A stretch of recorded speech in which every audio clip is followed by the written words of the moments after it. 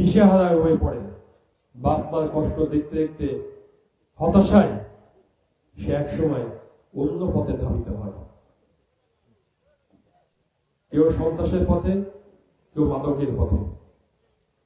আমরা জানি যে আমাদের এই খুলনা অঞ্চলে মাদক ব্যবসায়ীরা বড় আকারের একটি ফাঁদ পেতে বসে আছে।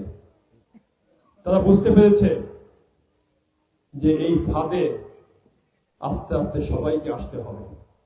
কারণ বিগত সরকারের আমলে আমাদের 26টি জুট মিল বন্ধ হয়ে গিয়েছে, অসংখ্য জুট প্রেস বন্ধ হয়ে গিয়েছে, ছোট ছোট যেসব শিল্প কলকারখানা ছিল সেগুলো বন্ধ হয়ে গিয়েছে।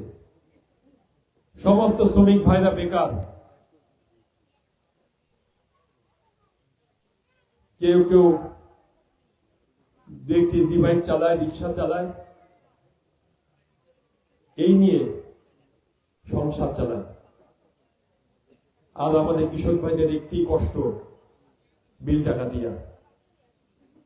দীর্ঘদিনের কষ্ট।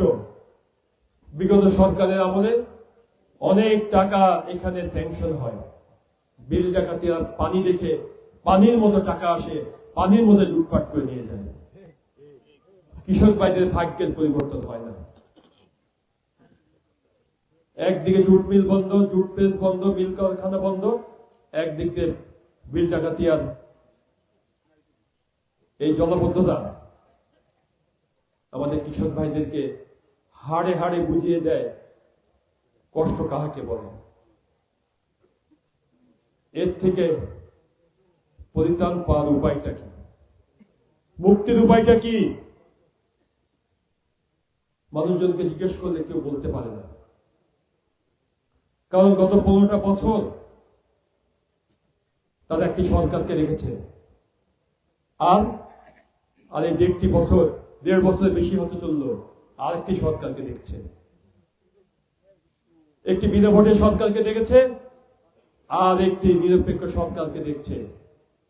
কোন সরকারই আমাদের এই ভাইদের ভাগ্যের পরিবর্তন ঘটাতে পারেনি।